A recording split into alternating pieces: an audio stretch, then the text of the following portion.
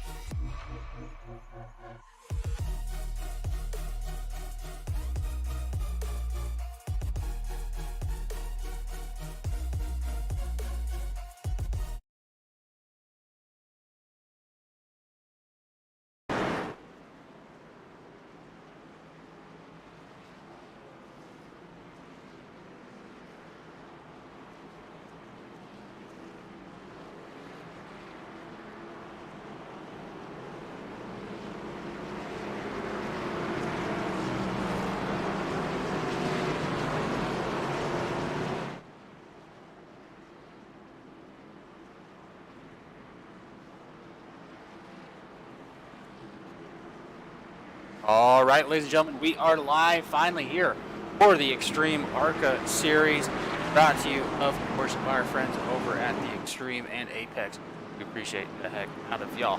We're going to get right into it. The Elite ARCA series. Green flag is going to be starting here. Ed Morris has the button. And there we go. Green at USA Speedway for the ARCA cars. And folks, welcome in. I am James, and with me in the booth is going to be Matt once he is ready. Guys, I just want to say appreciate the heck out of you for coming. So far, so good. Ed Morris gets a really good launch, goes right into those flat corners at USA Speedway. Farther along in the track, Michael Larch started in second place in that beautiful number 2. Then we have Wesley Jeanette, not too far back there. Up here. Oh, caution's going to come out real quickly here. The 74 and the 2 get into it. That's Michael Larch. We were talking about it. We watched it happen.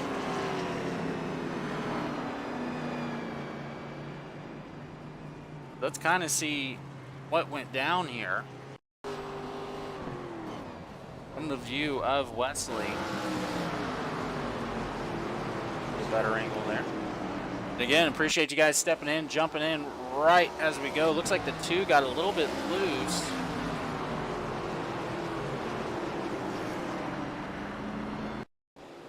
That's what started this out. Loose, locks them up, and then, oh, 74 just the wrong spot.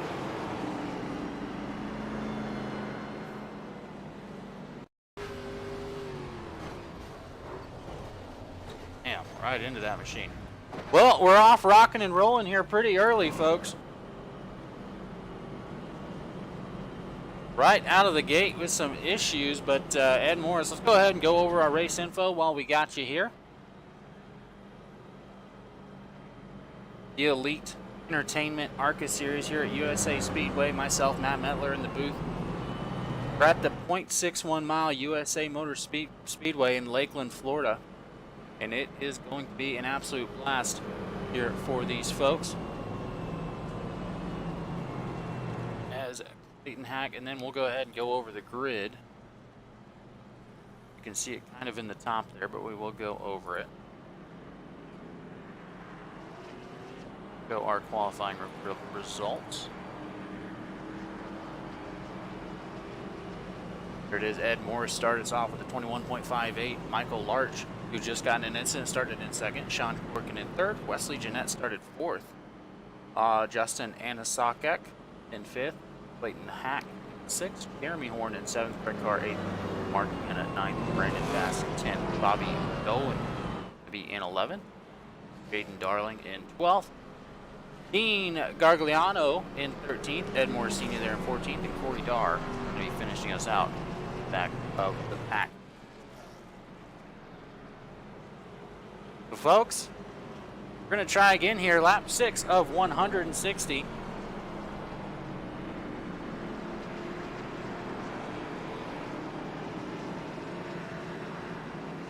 As Ed Moore is going to be leading him around. Clayton Hack up 4 positions on the outside. That 22 machine looking absolutely gorgeous. Of course, the extreme paint is what we're using. It's a really full paint job. The extreme scoring guys have really outdone themselves on this program.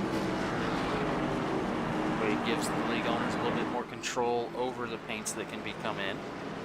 Recommend checking out extreme scoring and their paint program. So Ed Moore is going to have the button here at the USA Speedway.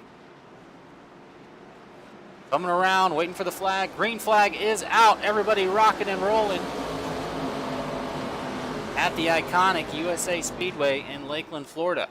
Clayton Hack going to be giving Ed Morris all he has to bargain for in these ARCA machines. A little bit different back here. You're used to watching the next gen cars. You're used to watching some of the other races we put on, Truck Series, whatever we have going on. These ARCA cars are completely and utterly different. Flat. They're more flat. They don't have as much downforce. Raised rear end can cause some trouble sometimes. A lot of air can get under there and unsettle these cars.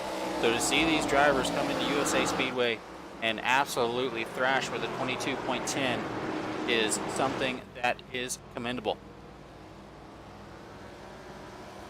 If you are in the chat, be sure and shout us out. Tell us who you're trying to watch. We like to give those people a little bit more time, as we do have an incident farther back in the field. Bobby Doan and Dean Gagliano look to be the perpetrators here. Take a look.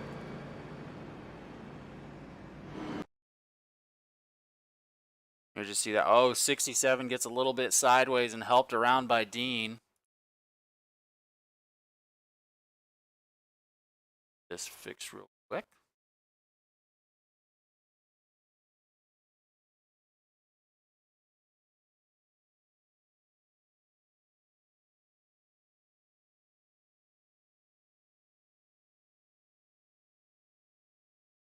So we can see. As there it is, just the 67 gets turned around. I think he was starting to go on his own and then helped out there. So 2 cautions so far. Wesley Jeanette, he's going to be the advantage there. He's going to get himself possibly a lap back. We'll find out.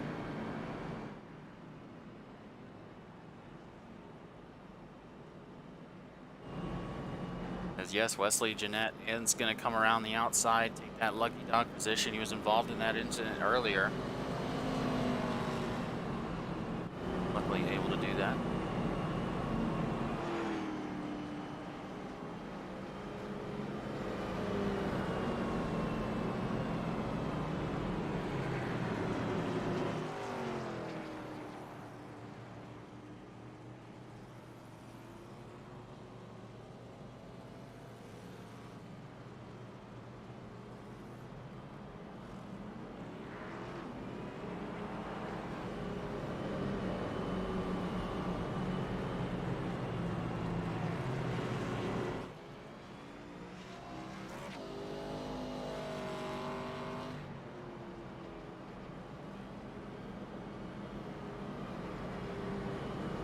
As now Ed Moore is going to have the button yet again. I feel like he's going to have a couple restarts to his name.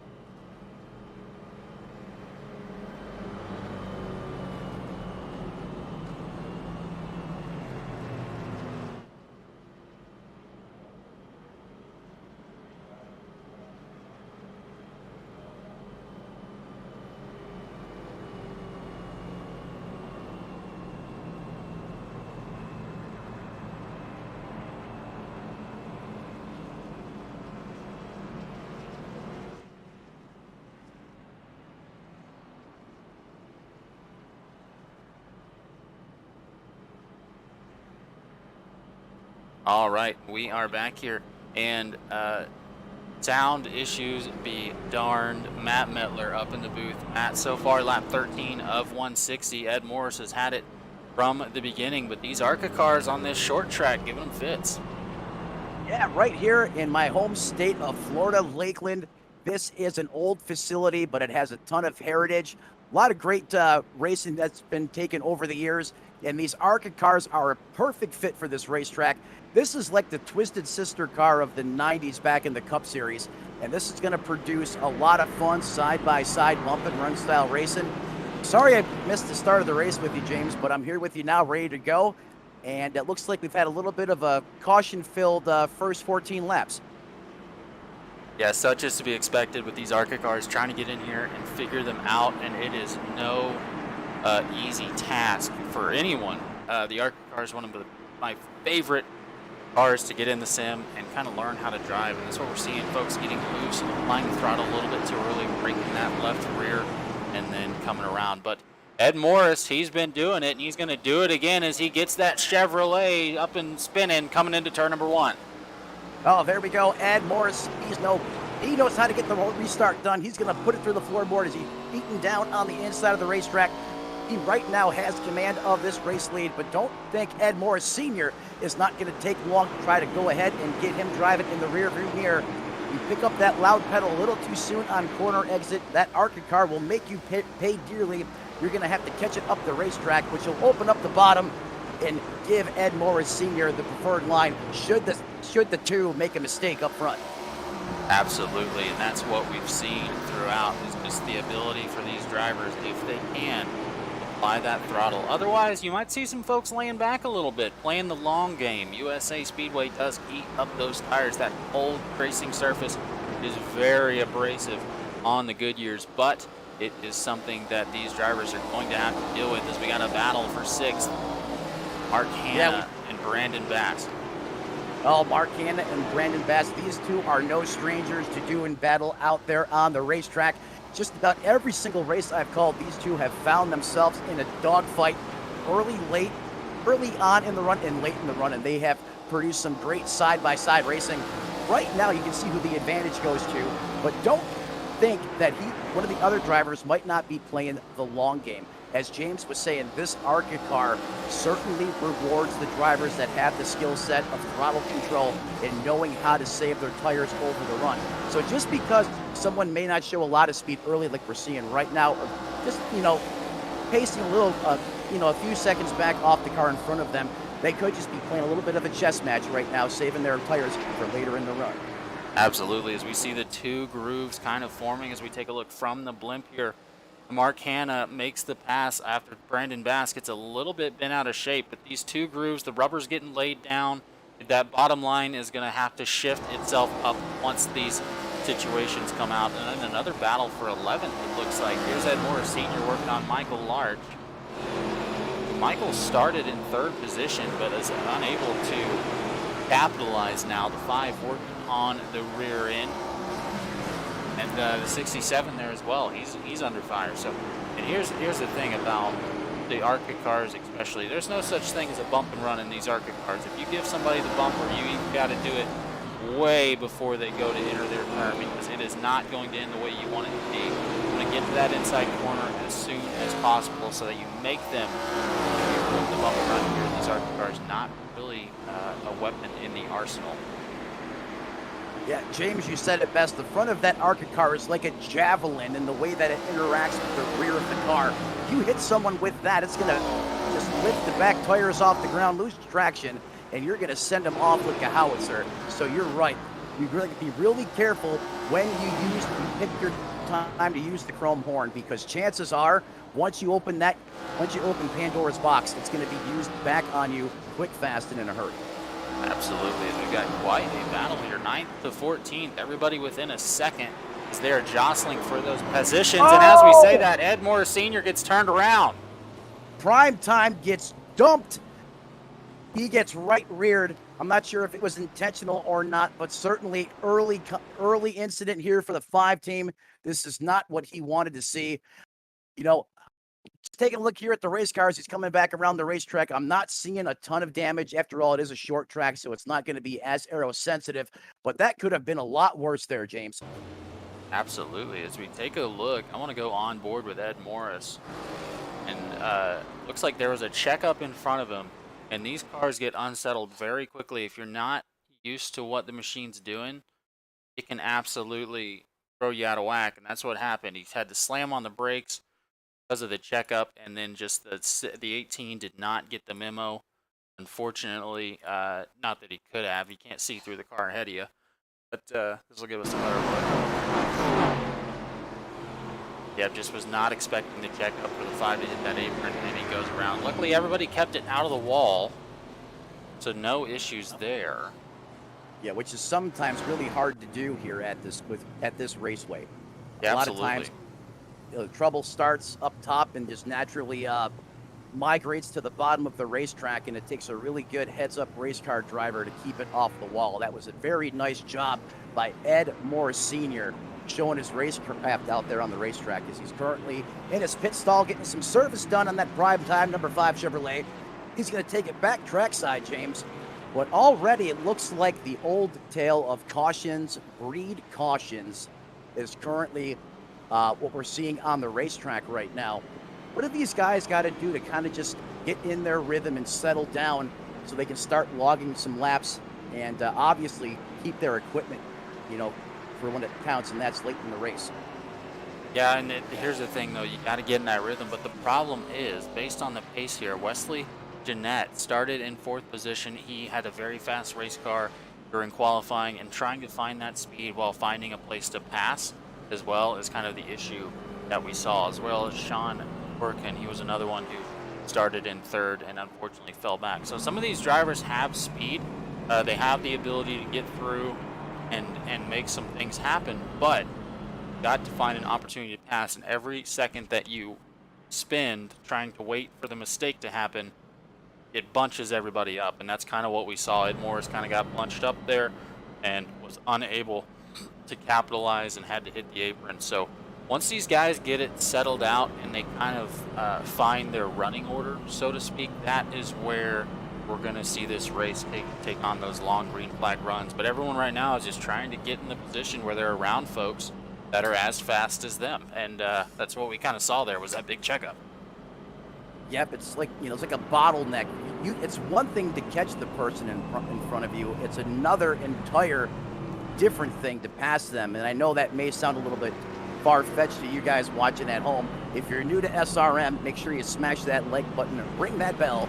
Trust us for all your racing action every single day of the week. But James, getting back to what I was saying, it's another entirely different story to pass them, and that's where having a good dose of racecraft in that driver's seat comes in handy. You can't get frustrated. You got to remain patient and give you what the racetrack gives you. Don't force something if it isn't there. It's all about survival in these short track deals. Yeah, absolutely. As the green flag is about to come out on lap 30, one thing about this, it is a concrete paved oval, and those banks are 14 degrees, but it is a oval. It is a true oval where it is the 2 turns exactly the same. So if you can catch that rhythm, that's going to be gold. So Greg Carr, Bobby Doyen decided not to take tires last time around. They're going to be leading the field and taking the green flag in front of an angry Ed Morris and Clayton Hack on some fresh Goodyears. See how they can do as the inside line gets the advantage. 24 slips up into the 22, trying to take those tires to the bank, and they're going to bump a little bit coming out of turn number 2. Although Waffle House cars and the bacon grease on the old shoes, he slid up the racetrack, did a good job of keeping it off the guy on the outside, but he's going to flip-flop lines. He's now going to take it on the top side where Mama hides the cookies. That's where he's going to go to battle against the 81 as we're almost 3 wide entering the corner. That doesn't work at this racetrack. Thank God somebody decided to back out of the gas and not go full send this early on in the run. And that 24 machine, he is under siege right now. Car after car going by. The 88, the 81, the 44, and now being challenged, looks like by the 74. Now, he needs to stop the bleeding here, James. He's going the wrong way, quick, fast, and in a hurry. Absolutely, but up front, Clayton Hack and Ed Morris have gotten by the older tires. Bobby Doyen, though, holding off a little bit better than his counterpart. That inside line had the advantage and he was able to stop that bleeding, as you said, a little bit earlier on. But Justin Anisak is going to try and get to the inside here for third, and that 67 is going to shut the door. But how long can he hold off with the 81 of Jeremy trying to take the top side as these banking? It is banked. You can use that top side as an advantage, but the 88's to the inside of the 67. He told him he was there, and he gave him the little bump, pushes the 67 high, almost 3 wide out of turn number 4. They touch the 44, Mark Hanna, an innocent bystander, smacks the wall. That's going to bring out the caution. A lot of damage on that Chevrolet. Oh, James, you couldn't have scripted it any better yourself. Under that last caution flag, you talked about it. It's one thing catching the car in front of you, but it's passing him. And he gave him that chrome horn. He knocked him on the back. He gave him that warning shot. And when he decided to execute and pull the trigger, carnage ensued. And then sometimes you just get caught up in a racing deal. Unfortunate, but that's classic NASCAR style short track racing right there on full display right here in Florida. Yeah, it looks like the 67 just barely gets into that wall, pushes the 81 of Jeremy Horn down into Mark Hanna, who was trying to get some extra spots there. Just did not work out for him. Let's take one more look, try and get a better angle at this thing. So yeah, the 44 just tried to work to the bottom. He saw an opening, and that opening closed just as quickly as it could here. That was just a recipe for disaster. Unfortunate. The 44. Well, see, and that's just the other side of it. I mean, it's short track racing. When, as a race car driver, when you see daylight, your natural instinct is to go. It's how do you manage that, and how do you know when's a good time to go, when's it not? That's what really, is going to make these drivers stand out tonight. This ARCA car is one of my favorite cars in iRacing. I think it showcases, the driver's abilities probably better than any car on the circuit. If you notice the way the front of the car comes up in the air off the skirting, that's going to be what we call balance. So when you get hard on the gas, that suspension is going to bound and rebound. So when the car unloads and loads coming into the corner, James, you're talking about it earlier, you can't just mash on that brake pedal. You can't mash on the gas pedal. You have to be fluent all the way around the racetrack. And that's one of the characteristics that you just don't see in modern NASCAR today, is what this ARCA car gives you on the racetrack. Yeah, absolutely. Tons of horsepower. In addition to, look at that front end. We're going to take a look from the back of Clayton Hack's machine. Looking at Ed Morris, there's no splitter there. There's nothing to divert that air.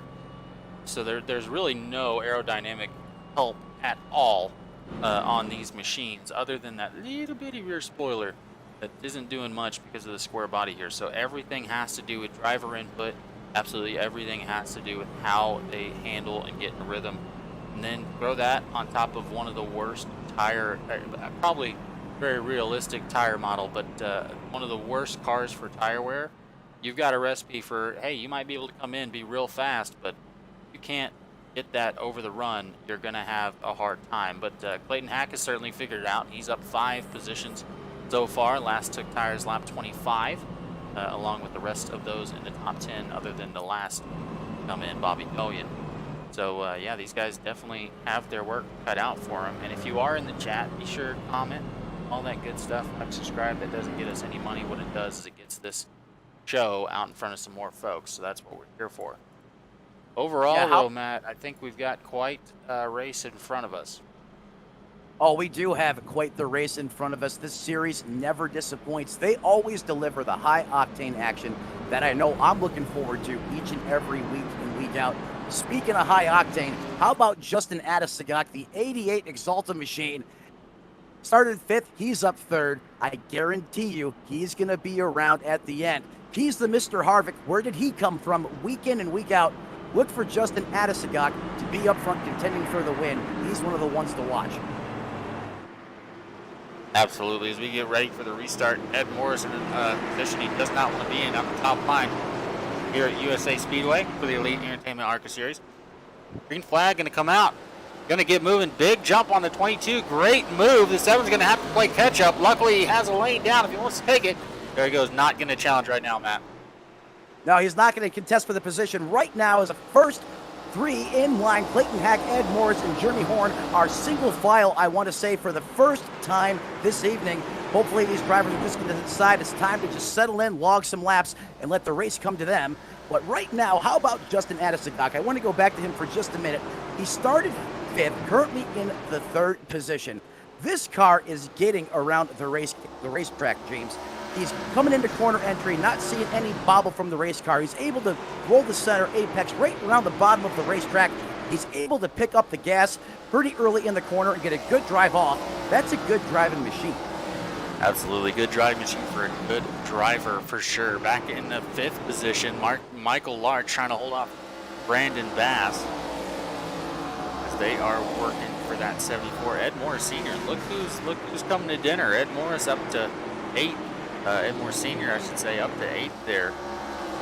And I do believe, correct me if I'm wrong, Ed Morris Sr. is actually son, and Ed Morris, against conventional wisdom, is the father. Am I correct in that? You are correct in that evolution. Yes, sir, you are correct. And you're right.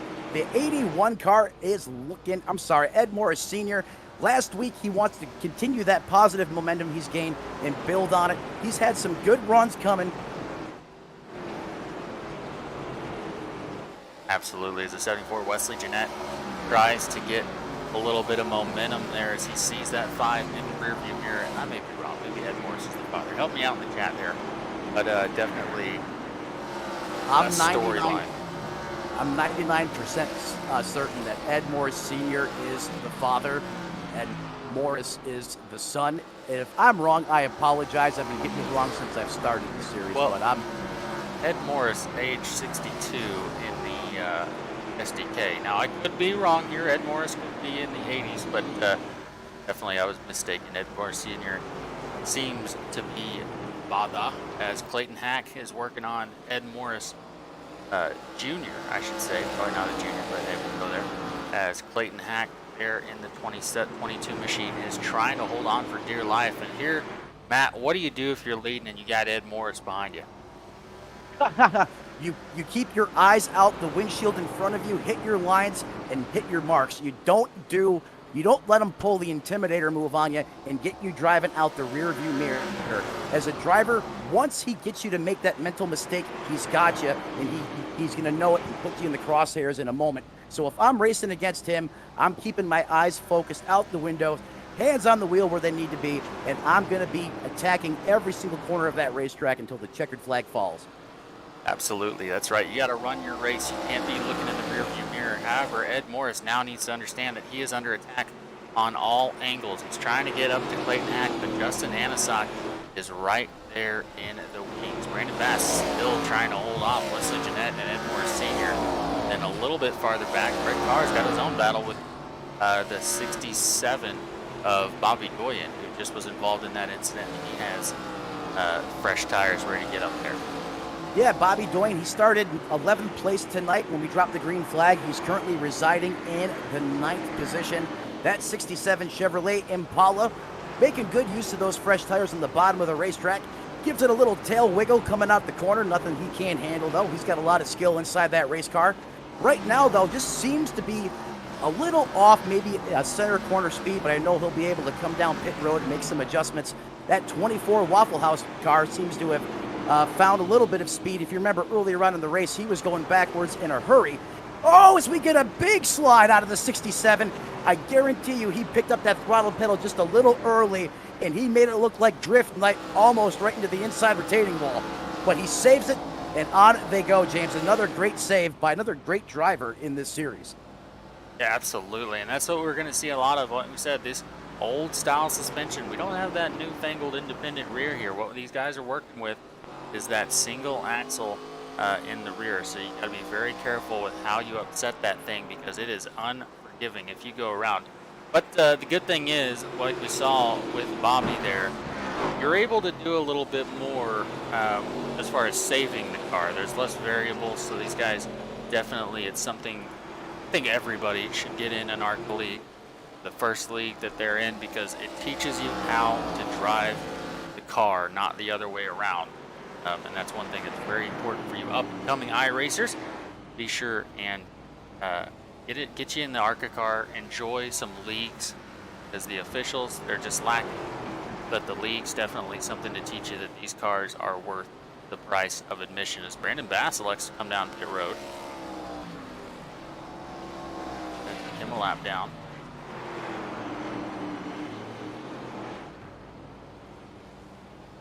Clayton Hack eating this thing in the 22 from Tavares, Florida, the home track. Just about, probably sure it's far away from Orlando there where USA Speedway is. Am I correct there, Matt? You are correct there, sir. There's a couple hour difference in time in the car between the two spots. For sure, as Clayton is getting it rocking here, Ed Morris he's doing the same thing, kind of just hitting remarks. We're looking at the sector times, we're looking at the last times, and right now, put away some of the mess there. The laps are just back and forth. Anasoc might have in one lap, but then in the next lap, Morris is able to get it back. As we see the Hack Morris connection there, same thing, just unable to get by. He's going to have to figure out, kind of like a road course, right? You want to let the guy ahead of you make a mistake if you're in that second position, especially on lap 57 to 160. You got a long way to go.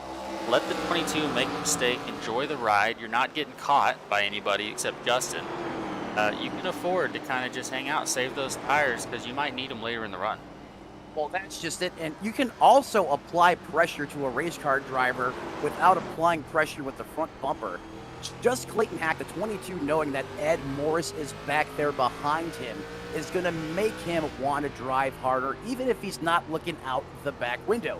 The 22 knows the 7 is a good race car driver, so that pressure, just knowing that he is back there, is going to pose an opportunity to make him make a mistake, miss the corner, and the 7 then can go ahead and strike if and when he does so, and not abuse his race car and his tires in the process. Just one of the awesome different types of race philosophy, race psychology, if you will, that we're seeing on display right now. Absolutely, as I'm seeing some of the differences that some of these drivers have on their steering wheel based on where they have it. Some of the drivers electing to, as we see Clayton Hack, he has a much higher steering ratio than Ed Morris. That's something that's definitely going to help him out in the long run. But he's off-center, just how off-center that wheel is whenever he starts going into this turn, and then the straightaway definitely set up to get in a groove, minimal steering needed. So take notes if you're wondering how to run these short tracks. Take notes at some of these drivers and what they're doing. As the 81 Jeremy Horn, he's in 4th position. He's about 2 seconds back. He's just riding. He's got Michael Larch behind him, waiting in the wings for something to happen up front. And a couple seconds back, we have Wesley Jeanette, the 74, Greg Carr at 24 Waffle House. Ed Morris, senior, there in 8th position, up 6 positions from where he started. So far, the hardest charger of the bunch. Bobby Dolian is recovering from his incident, falling back on old tires. He's currently in 9th place. Murray Dar in 10th. Garrett Jordan Darling is in 11th. Mark Hanna working there a lap down. Then we have Brandon Bass, Ian Gagliano, and Sean Corrigan have decided to take that thing to the hauler. In fact, let's talk to the 27. Yeah, the 27 of Brandon Bass. No, we don't have him. How about Dean Gagliano?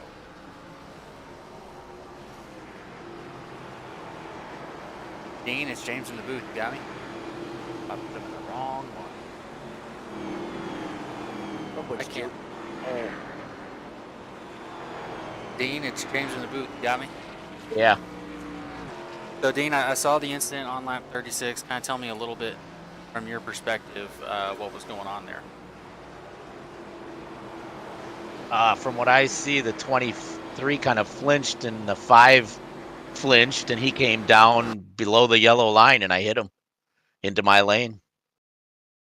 Absolutely. We saw the issue there, but tell us a little bit who you got on the car and how was it handling here at USA for you?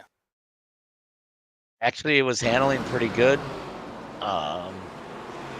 It was really grippy on the bottom for me running the yellow line. Absolutely. Well, I just want to talk to you out of the care center, give you a chance to shout out some folks if you wanted to. Who do you want to shout out who you got on the car? Who did get it done for you? My racing partner, Michael Larch, does all my paint work, and Gundog Motorsports, and a good friend, Justin Rideout, for working with us. There you go. Well, I appreciate you, Dean, and good luck Thank heading you. into next week. Thanks, guys. That was Dean Gagliano with Gundog Motorsports. Only scored a couple laps down. But while I was away, Matt, we had a battle for the lead. Yes, we certainly did have a battle for the lead. We got a new man on the point. You guessed it, the 7-time, 7-car Ed Morris on the currently carrying the torch here around this Florida race, USA International Raceway right here in the state of Florida.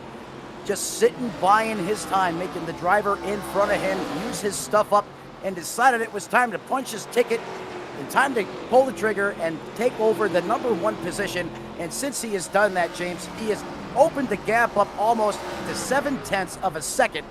Currently in second place, the 22 of Clayton Hack, who was your previous leader, followed by Justin Adesagak in the third and final podium position, currently about 1 second off the lead pace, James. Absolutely, it was an absolute battle here. For about a lap, we saw back on the replay, Ed Morris just took the inside, and then a lot of respect between two drivers. The 22 got to the door, felt the pressure, but elected ultimately to just give up that position as Justin Anisag now has the battle. But Ed Morris is going to have some lap traffic in front of him that he's going to have to deal with eventually here as he is coming up on Bobby Doyen and Ed. Who's that lap car 27? That's Brandon Bass. You're absolutely right. And I want to get back to what you were saying about Ed Morris. It's all about give and take, right, James? These drivers that have been around for a little bit, they know sometimes when a guy's faster, you get out of the way, you give him the position. Later on in the race, proper driver etiquette, driver code, that same person, if you're faster, should give you that position back, not contest you as much, or, try to make you use up too much of your stuff, getting them around him. The part where it gets interesting is when does that fuse expire, and do the gloves come off, and is it 20 laps to go? Is it 30 laps to go? And sometimes that's where you see some of these firestorms and these fights break out on the racetrack. One driver has a different opinion, and it all goes bad at the end of the night. But for right now, great example of give and take out there on the racetrack by two great, respectful competitors. Absolutely, as now the 88 is going to work on the 22. We are going to work on a commercial break, so if you could stick around, we'll be right back, and you're not going to miss a thing because we've got NASCAR side by side.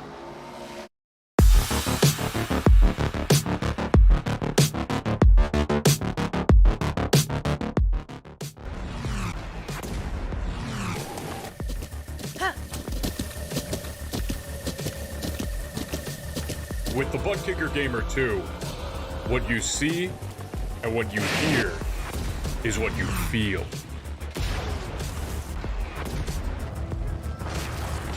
Butt Kicker. The future is feeling.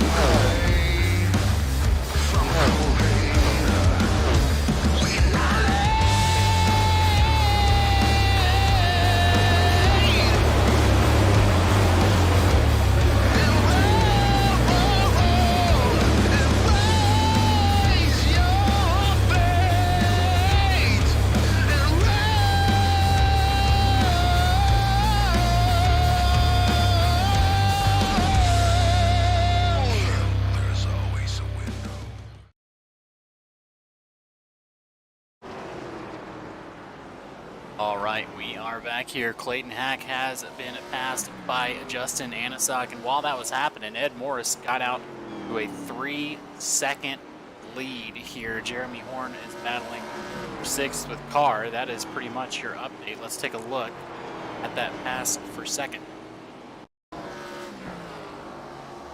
Justin was able to watch what Ed Morris did, got to that inside corner, and that's just about how you're going to have to make passes here. You got to get to that inside corner, give it a little bit more, lean on that car on the outside without bumping, and then that is where you're going to do it as both of these cars get sideways coming out. Not a super clean pass, but definitely sportsmanly, sure, for Justin to be able to get by, and he is now gapped out as we speak, about a second, or 3/4 of a second on Clayton.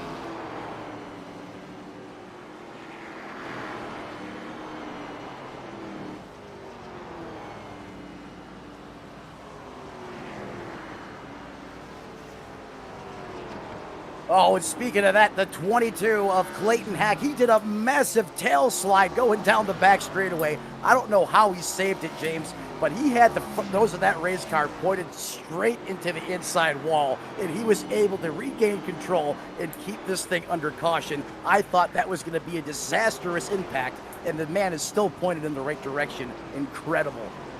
Absolutely. The wheeling and dealing. You don't lead many races here in the Elite Entertainment ARCA series by not being a fantastic driver, and Clayton definitely showed it off that, as we're going to see more and more of that as these right rear tires kind of give out, as we already got Bobby Doyle, and he's electing to come down the road. Clayton Hack has now elected to come down pit road. The short pit strategy, they had about 60 laps on the tires, so they're going to come in, and Ed Morris and Justin Anisak take note because the short pit is in effect. Luckily, Ed had about 3 seconds on Clayton, but he's just got to hope that he was able to get down pit road and make that happen clean, because he has got to be pushing from here on out. Well, that's just it. Now that you've went the short pit route, that's going to definitely poison the Christmas cookies of Justin Anisak, who is such a great long-run driver. If you remember what I was telling you about him at the beginning of the race, look who's came to the front. The 88 and Ed Morris, two of the best in the business at saving their stuff over the long run. But James, you said it. They're coming down pit road early, putting 4 fresh Dr. Feelgoods on those race cars. What does that mean? They're going to be fast, a lot faster, which means the 88 and the other guys up front, the rest of the field for that, if they want to remain in contention, they got some homework to do, and they better make a decision quick because time is of the essence.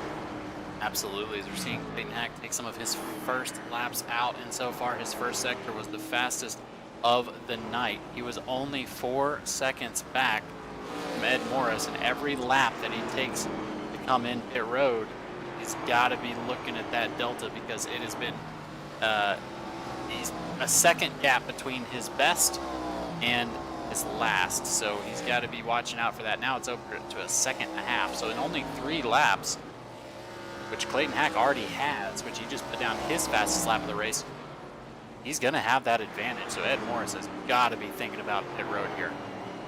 Yeah, if I'm on top of Ed Morris's box or the 88's box, I'm screaming, come down pit road, pit, pit, pit, pit. That may not be the strategy that they devised or wanted to roll with at the start of the race, but sometimes in the middle of the race or as you're just going about your business, that's what makes good teams even better, is being able to make good decisions on the fly. And right now, they need to be calling the 7 and the 88 down pit road.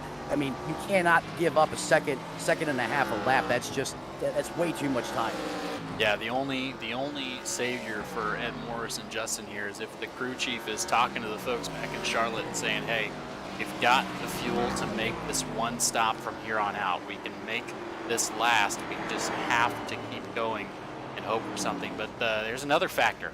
7's battling lap traffic here. Clayton is having to push, but he's kind of on his own. And he's about to get at least one of his laps back. He's only 1 lap down, but definitely in the position for a lucky dog right now. He's hoping that Ed Morris doesn't catch Ed Morris Sr., but that's something that maybe Ed Morris is thinking about, because right now he's kind of thrown everything out the window as far as being able to combat that short pit that Clayton Hack took. Now he's kind of just trying to survive, because Hack is about to get his lap back. We're just going to see how long Ed Morris is going to stay out in that 7 machine with about a second slower lap times than Hack, Bennett, and then now Bobby Doyen have, as I believe he had to come down pit road for a penalty to serve. But that's got to be on Ed Morris's mind. Now Justin is only 2 seconds back. He's widening that gap. You got to think that they know something we don't, right? You would have to, James, and I think you're right on the money. I mentioned the long game. They're trying to go to knock it out of the park as far as the long game's concerned. I think you're exactly right.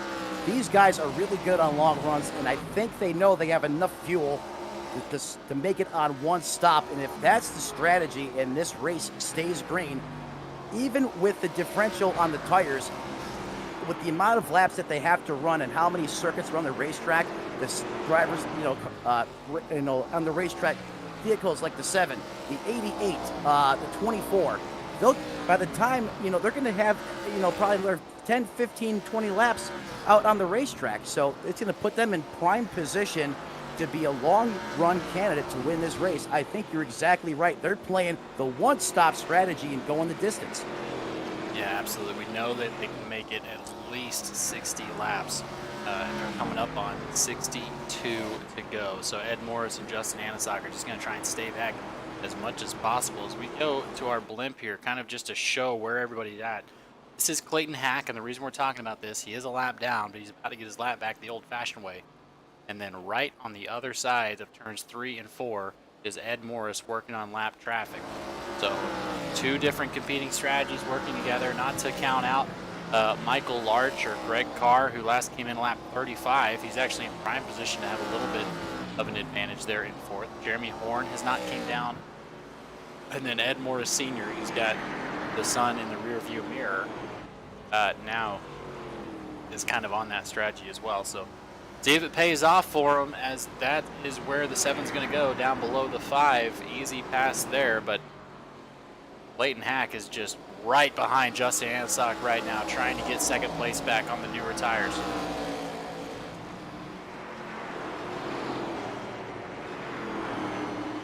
As that respect did show back, the 88 giving that position rent-free to Clayton Hack, or not the position I should say, because he's still a lap down. Justin Anasock still has second place, but he did get himself back past second. Now eyes are on Ed Morris as Jeremy Horn comes down.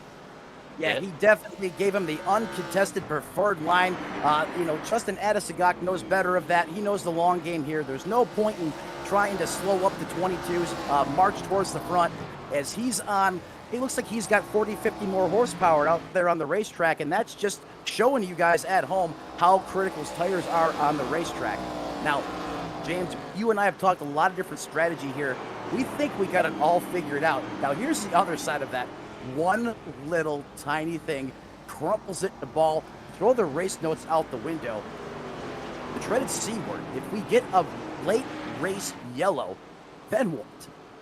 Yeah, that's the great equalizer. Clayton Hack's trying to hedge his bets right now, as he's going to be working on the inside of Ed Morris, as Ed's going to try and keep him behind as much as he can, but he does not want to be the cause of that dreaded C word. It's not quiet here right now, but there is Clayton Hack trying to get by, because then he kind of hedges his bets. He's on fresh tires, gambled, it didn't pay off, but he still is going to be on the lead lap, and there he goes, like it is easy. The 22 gets past Ed Morris. But here's another thing to think about.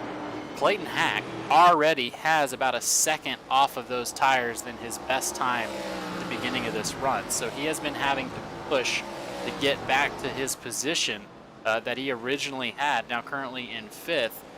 So those tires are screaming. He's going to have to probably come down for one more time just to take care of the tire wear, because Ed Morris, if he has that gap that he wants with a one-stopper, it's going to come out on top there, as Justin Anasock, the second to last driver to fall, comes down pit road, giving Michael Larch second place.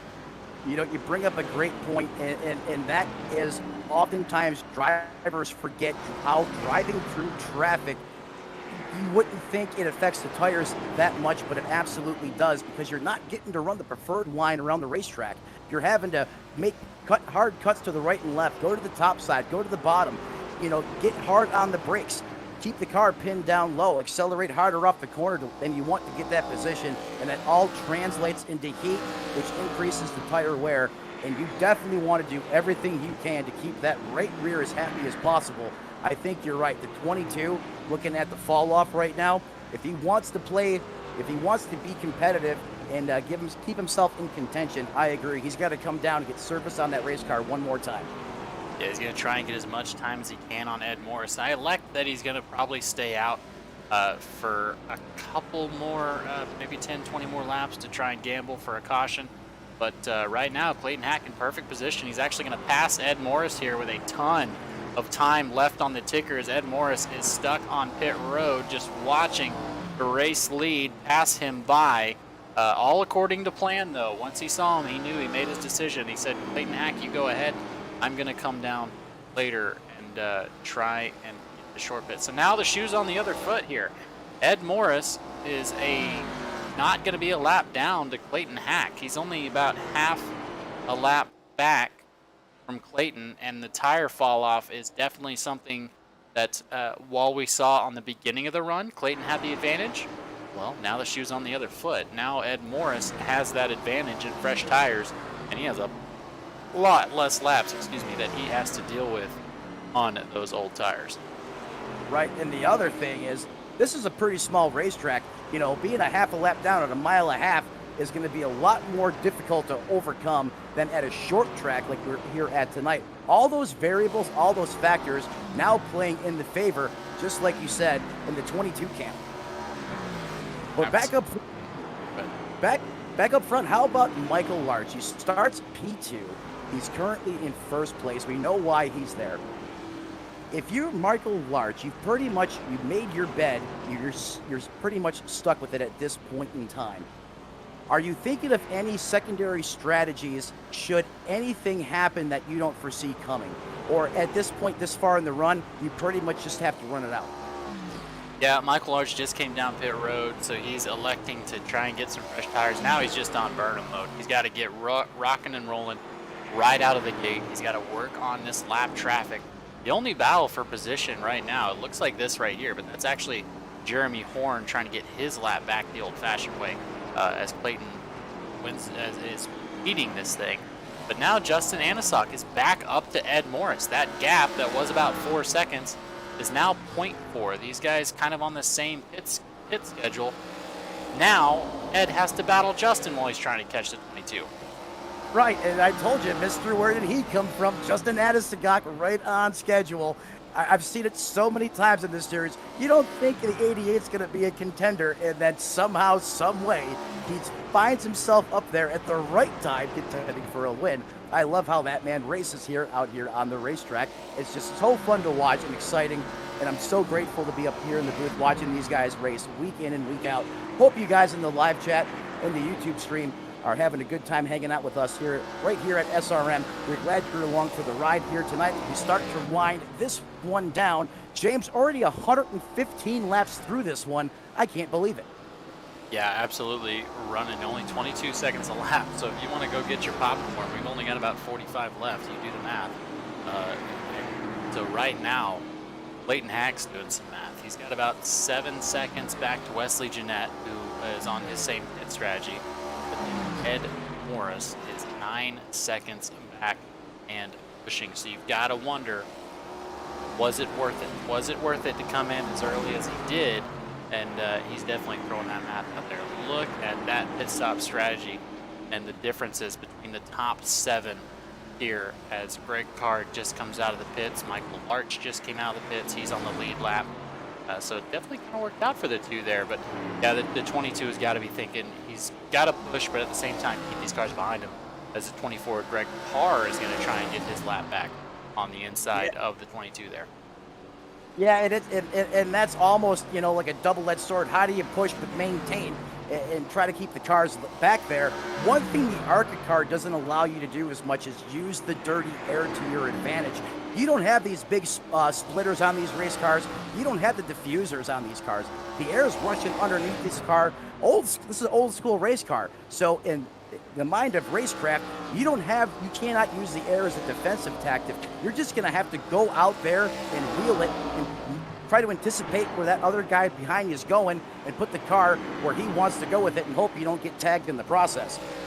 Absolutely. Speaking about getting tagged in the process, Clayton Hack has an angry 81 and 24 behind him because they want their laps back. They're faster right now, but Clayton is kind of rolling the dice on bunching them up because what he needs is something a little bit wild to happen here in the end of it. But definitely got to think, how long is the 24 of Greg Carr going to idly stand by and let the slower car lead when he's battling for position right now? And there we go. The 22 is going to give up that position to both the 22 and the 81. A smart move in the long run there for Clayton to kind of back off that and stop holding these guys up. I agree, because that 74 Waffle House machine was looking hungry, and he was looking to eat a full back of the 22 machine.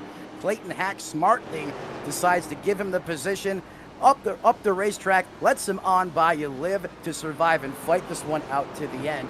But that just goes to show you another thing about race trends, comers and goers, right? All these different strategies playing out on the racetrack.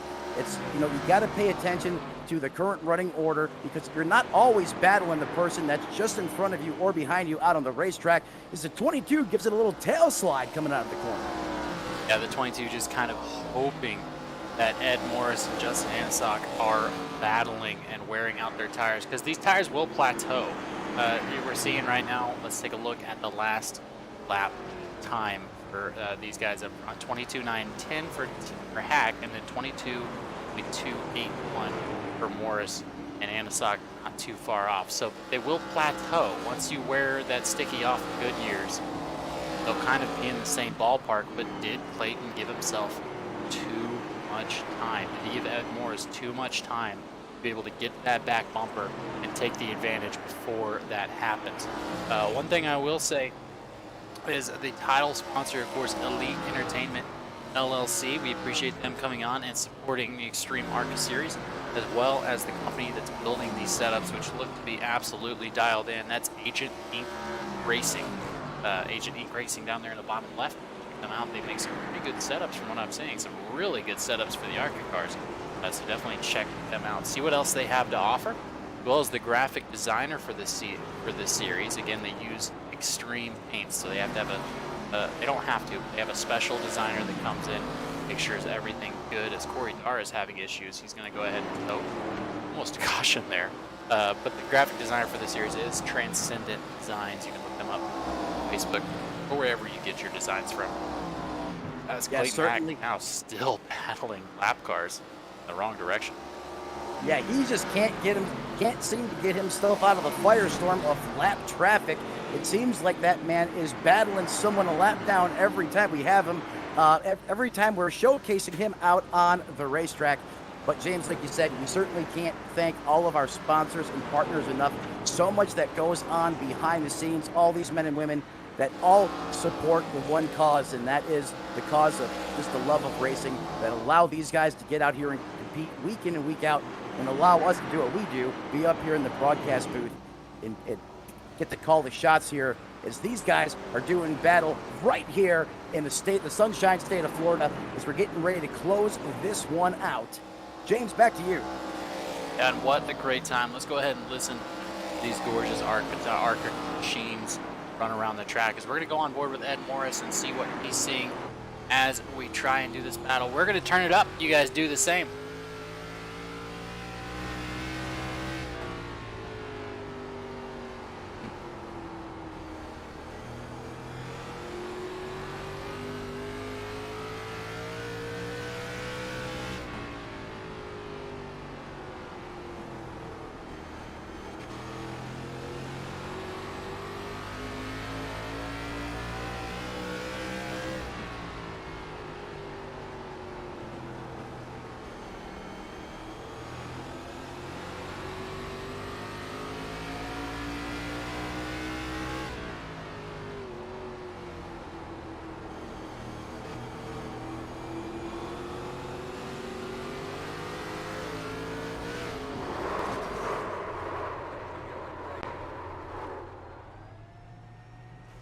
Ed Morris turns it around on the turn up.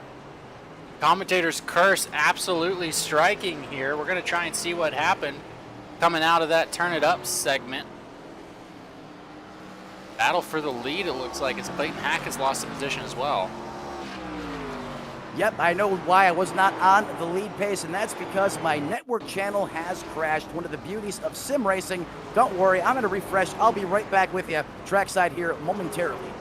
Netcode seems to be the culprit here as the 22 trying to get past by, the Ed Morris trying to get by here. Let's kind of see what happened. This is a couple laps in the making. The 22 gets sideways, rear end, bump checks the 7. He's going to go around. Everybody in the top 5 electing to come down pit road as we have the late caution that we weren't looking for. Let's take a look at this battle overall as it played out. And James, it's like you said, it took a few laps to develop, as oftentimes they do here, especially short track style racing.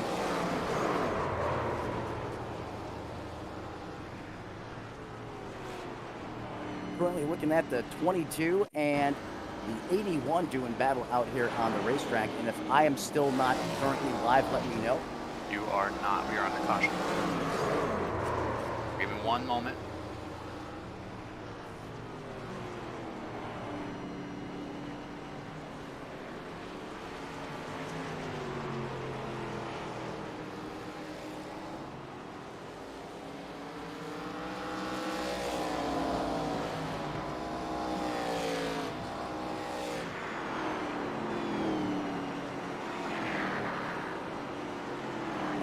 Both drivers able to get it rocking.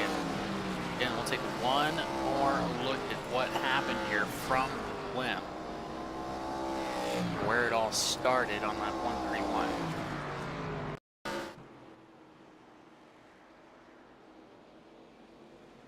Just a bump there by Ed Morris, leaning too much on that 22 machine coming through the turn.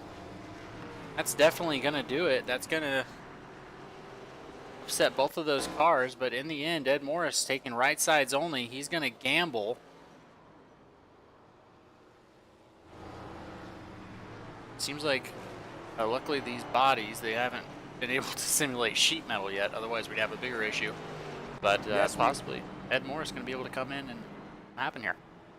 Yeah, if they did, we'd be like driving through shrapnel down the middle of the racetrack there after the end results of that collision there.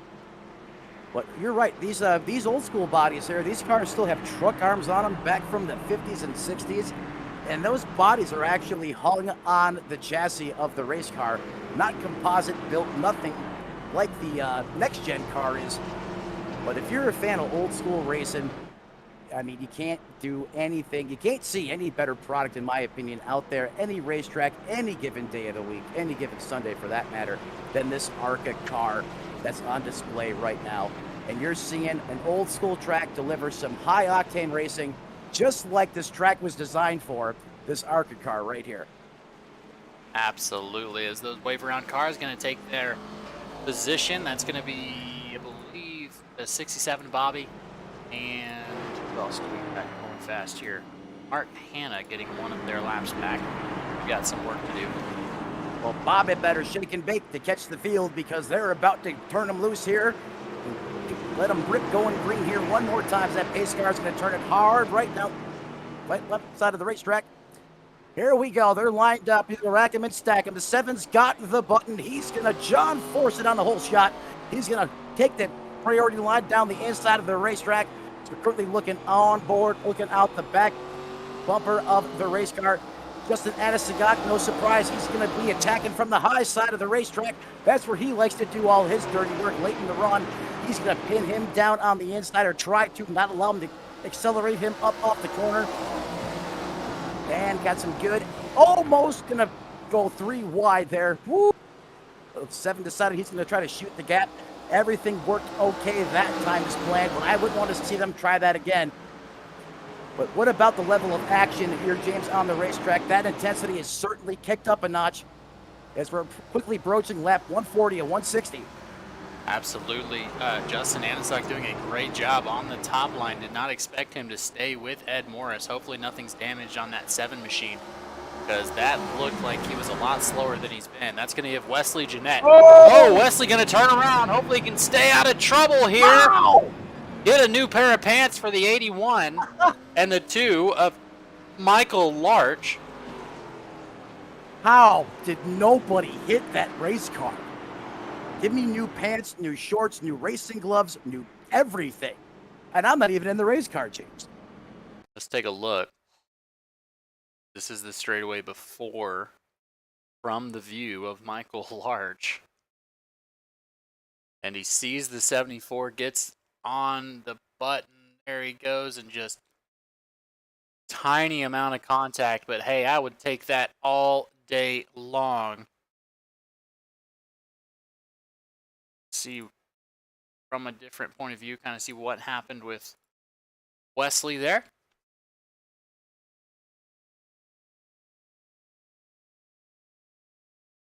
It's just an awkward way to wreck. Maybe a little bit of rear brake bias issue, but he definitely touched the 7 machine. Tad, but wow, to hold that straight and not overcompensate to get back in the line.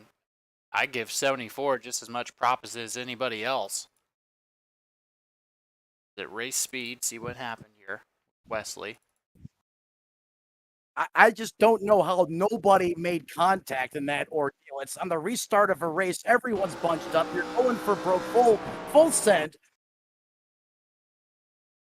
And everyone gets through it. I mean, he's facing the inside wall at this point for all intents and purposes. A lot of that racetrack is blocked. You're not cutting it to the outside that fast. I mean, it looks like drift night here on a Thursday night competition. And whammo, couldn't even put a piece of paper between those guys. It's incredible. Yeah, Wesley definitely held it there, as we've got a couple moments.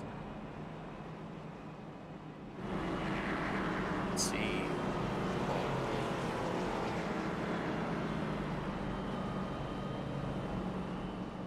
This. Well, we're under caution. I'm going to take 30 seconds and go see the infield turn 1 dry cleaner because I'm a mess after that. Go. Wesley, it's James in the booth. You got us? Yeah. Oh, just want to talk with you. I know your race isn't over and you can still get up there, but kind of tell us what happened during that last incident. He just checked up a little sooner than I thought he was going to, and I was kind of didn't have time to get in the brakes and stay off of him. Well, not too much damage on Ed there. I know it kind of slamming and trying to get by, might have unselled the rear, but I will say, after watching that restart, kudos, or watching the incident, kudos to you on keeping that thing straight and then getting in the racing line predictably. That was a fantastic movement there, sir. All right, man. Appreciate it. Thank you. And just before we go here, if you want to take a quick moment to shout somebody out. Yeah, my teammate up there, Clay and Jaden, and we'll see if we can. I got a feeling there's going to be another caution here, so maybe we can get back up there and give them a run. Absolutely. Well, good luck, Wesley, and again, kudos to the driving to save the day. Thank you, man. That was Wesley Jeanette from Tier Racing. Yeah, kudos to that man. They need to make him governor of Florida. That position is handedly taken, so I've heard, but that is quite the save from Ed Morris.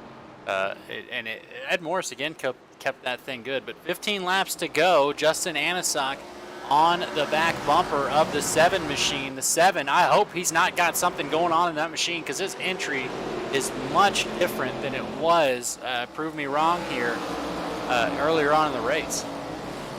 Oh, it's not proven wrong. It's just the Anisak effect, which comes in doses every time you come down under 20 to go. This man is right where he's supposed to be. He's going to be all over the back of the 7. Tick, tick, tick, tick. The laps come down. Anisak lap times go up. Well, intensive purposes. You know what I'm saying. But as he's hitting the bait of the back of the race car, he's going to try and mirror the line of that 7, try to close in on the back broker. As he does that, the pressure increases. You guarantee these drivers right now, they are gritting their teeth. They got their belts pulled tight, and they are gripping the heck out of that steering wheel as we only have 13 laps to go. 13 opportunities to advance your position on the racetrack. Time is running out in a hurry. But how about the 7 just being calm, cool, and collective? The Shellsire Cat out there right now, as though the 44 has caught a date with the outside wheel. Yeah, as I was just about to say, Ed Morris, Justin Anisak, and Clayton Hack has also made his way back up into the top 5. Let's take a look at what caused Mark Hanna to go haywire there. Just Brake on eyes. his own. Yeah, sorry, I didn't mean to cut you off there, James. He just lost it there all on his own, like you said. And I'm going to go with brake bias and trying to drive it in too deep. Yeah, exactly. I mean, Mark Hanna last came in lap 104. So he's had a lot of time to mess with that brake bias. But another thing about these tires and kind of their real world counterparts, before I get into that though, if you are watching, be sure to hit that like button. Hit this round 6 of the Elite Entertainment ARCA series in front of more folks. If you do that, it helps out the algorithm. We don't make a dime off of likes, folks. That is strictly to get this stuff in front of more people to congratulate and get some of these sponsors out in front of those folks. But yeah, he definitely got a little sideways. But something about what's going on right now, every restart, everything that happens where you get going, heat those tires up, and then cool them back down, it's called a heat cycle. And every heat cycle that these tires go through, it wears them down even more. It makes it worse for these drivers. They do not want to have to readjust every single lap to heating those tires back up because it wears them down a lot more than just regular green flag laps. Yeah, and James, correct me if I'm wrong, but every time you heat cycle the tires on a Twisted Sister car, or in this case, the ARCA car, that's equivalent of, what, 20 green flag laps? Yeah, something like that, because it's just the temperature coming up and then coming right back down.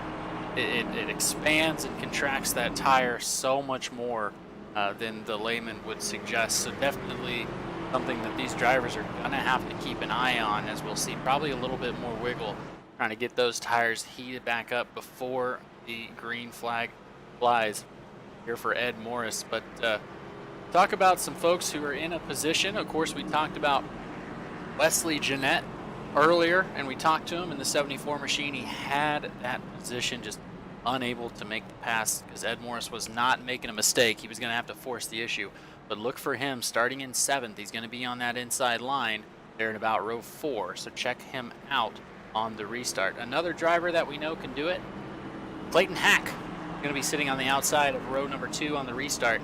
And he's got some payback coming for Ed Morris. Nothing malicious, of course, but that earlier incident was caused with them driving side by side on the old tires. So that's something he is going to remember when he gets up to Ed Morris, if he's able to make it past another pick, Justin Anisak, who's going to be starting on that outside lane.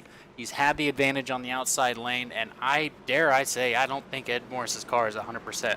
So if he can get the jump and make a good run on the 7, that's something that can help him out. But of course, the number 1, the guy to be the best, you've got to beat the best. Ed Morris starting off in that pole position, bottom left of the front row.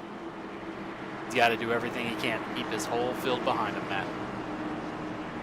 Oh, that's right. And like you were saying, Clayton Hack, he's no whack. He knows how to get around that racetrack, that 23 machine. But with the advantage right now is the tires fall off from the heat cycle. I got to think the advantage has got to go to that 88 Exalta machine on the outside. But it's the only way we're going to find out, James. That's when you got to turn them loose one more time. And what a restart by the 7 of Ed Morris. He John forces it out in front. He just walked him on that restart. Absolutely took his advantage on the restart and absolutely got with it. Now the 22, Clayton Hack, trying to work on the outside of Michael Larch here in turns number 3 and 4. as he's going to switch him up, do the crossover, try and get to the bottom here. And he is going to have third position coming into 1 and 2 as Ed Morris steps it out to 0.3 of a second for the 5 laps left to go in the Elite Entertainment ARCA Series. That restart may have been the nail in the coffin for the 88, but we still got time on the board. The 5 laps to go. Can the Justin Adesagak be the closer once again that we've seen him be so many times in and out? Week in and week out in this series. However, the 7 machine, Mr. Morris, he is being calm, cool, and collected. He's hitting his marks. His entry on his corners are good. He's still rotating the center, which means he's putting up competitive laps around that racetrack right now, making the 88 have to possibly overdrive the race car. If he wants to get past the 7, he may have to use the chrome horn to get it done, because Ed's not going to just roll over and move out of the way. Let's move back a little bit through the field. The 22 machine, he has had a solid race. He has been up front at times. He's been your leader at times. He's currently in your final podium position. The 22 car having a solid run tonight. But for the win, with the deficit that we see right now, the interval on the racetrack, the 7 Ed Morris, 88 Justin Adesagak. They are playing a little game of cat and mouse right now as we go on board with Adesagak. He is gaining a bead on the back of that 7 machine, that Impala SS. And don't kid yourself, if he has the opportunity to come up there and kiss it, he will, because that'll move that 7 up the racetrack, as he almost took a peek up the top side, see if he could figure the 7 to go up there and open the door. Wins. Ed Morris able to take it away. Justin Ansock not able to put the nail in the coffin. Finishes behind, just like last week at Las Vegas, 1 and 2.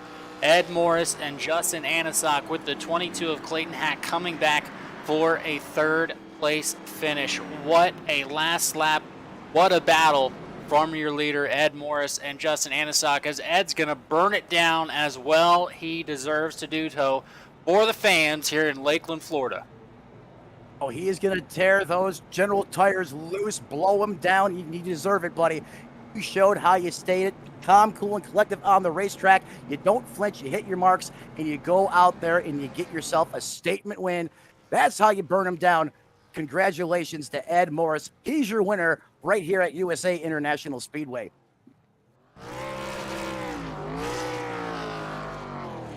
I don't know how much tires he has left to burn off, James.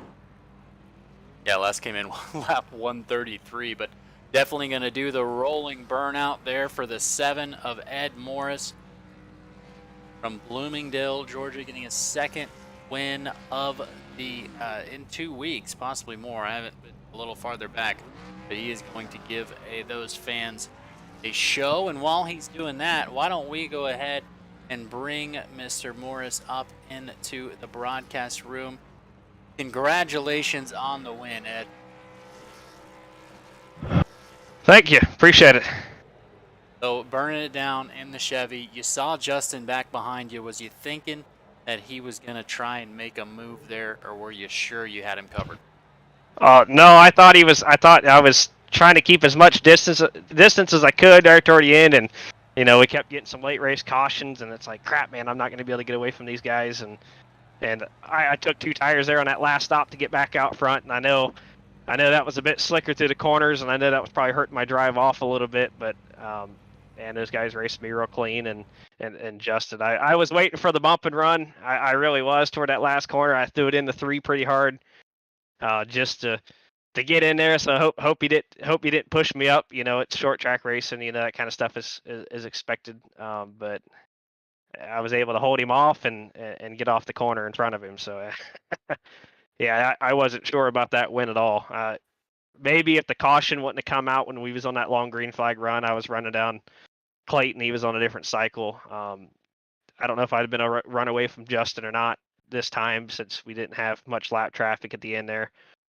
Well, speaking of that mid-pack, kind of the short pit, when you saw that Clayton had came in, did you change your strategy to go the long route because of how early he came in, or were you on the same strategy all day?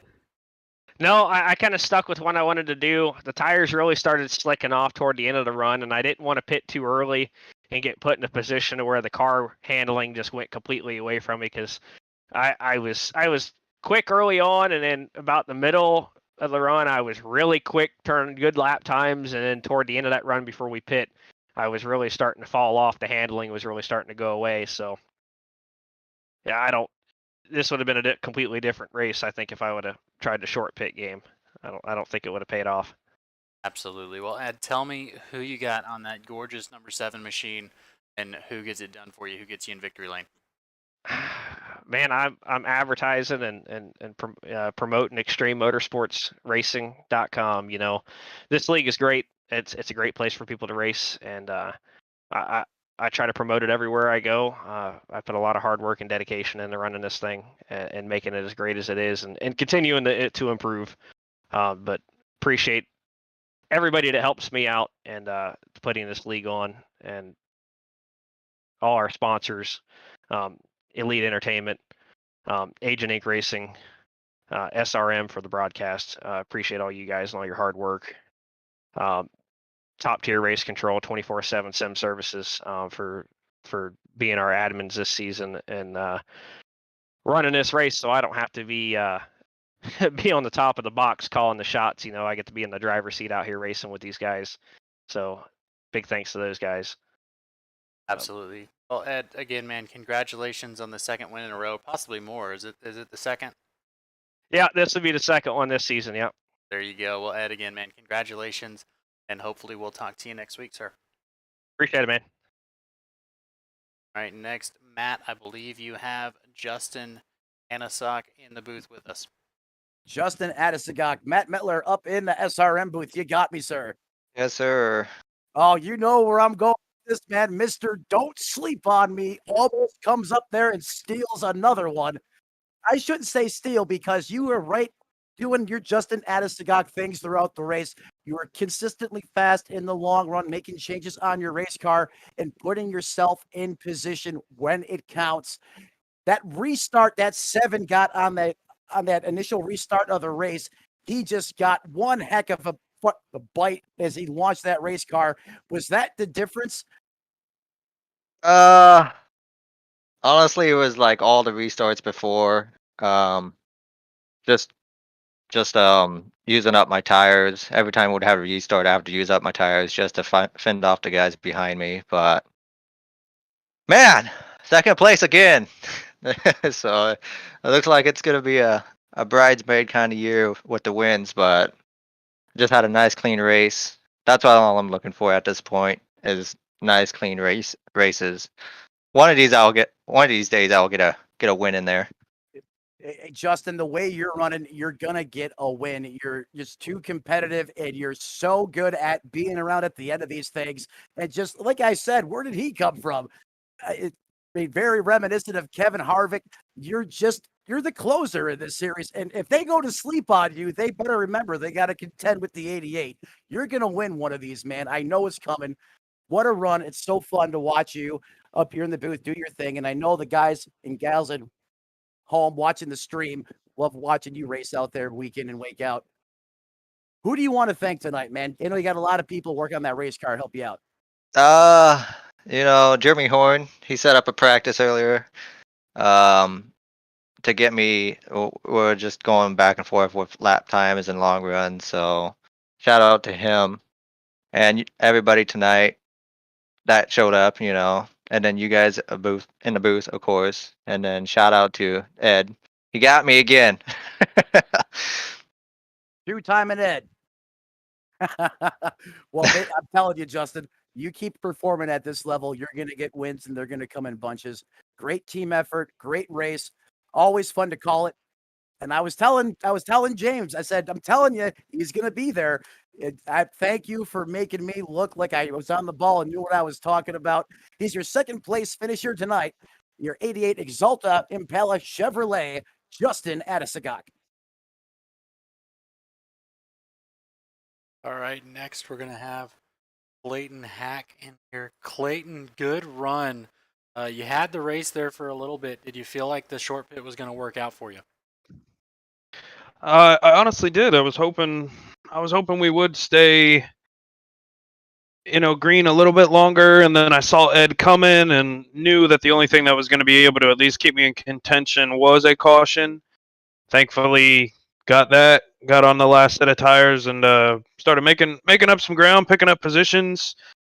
A little bit controversial call on the 7 and myself coming out of 4 there. I know I got loose, but the getting loose was from contact off of him, and I was given that EOL, so that kind of bummed me out. But it didn't take wind out of my sails, that's for sure.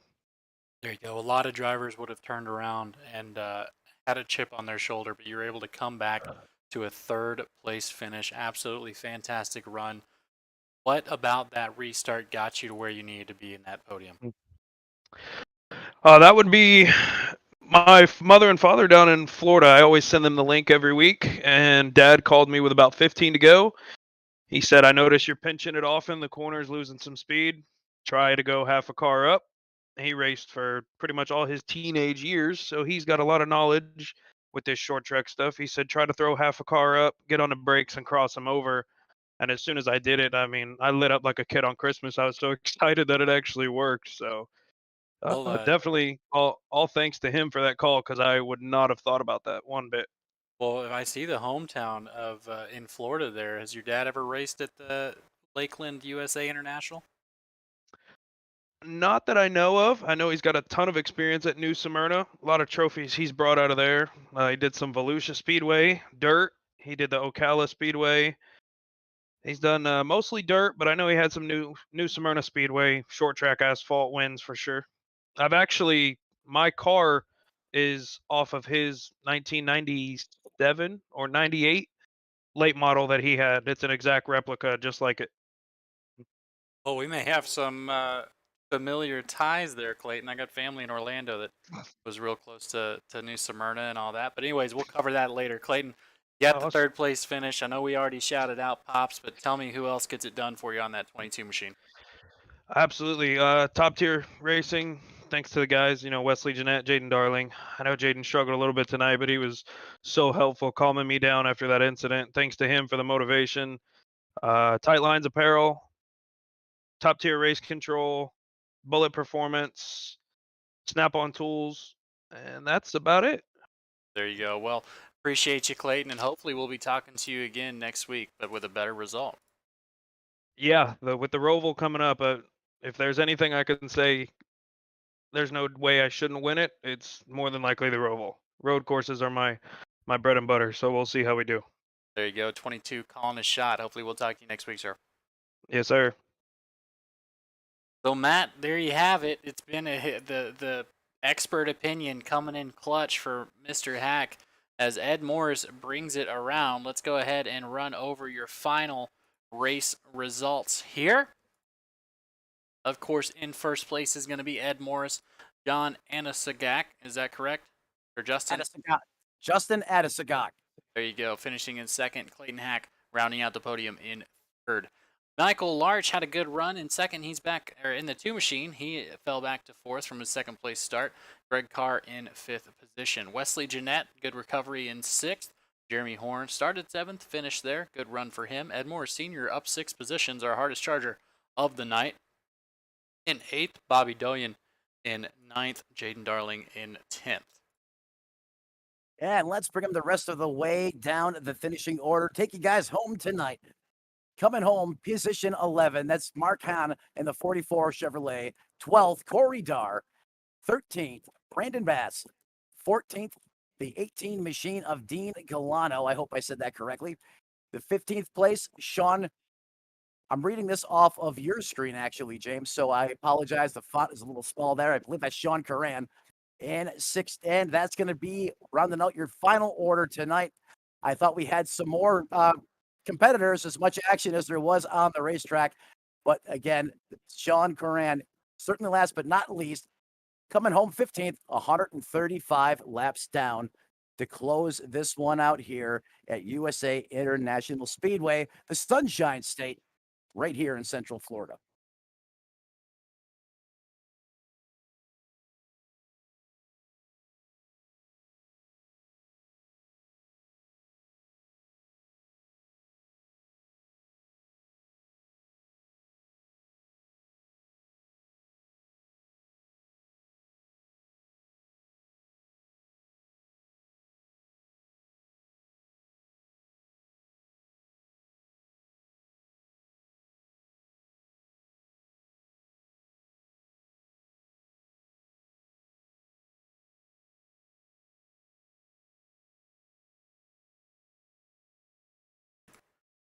All right, we're going to be coming back to you next week with the Extreme ARCA series.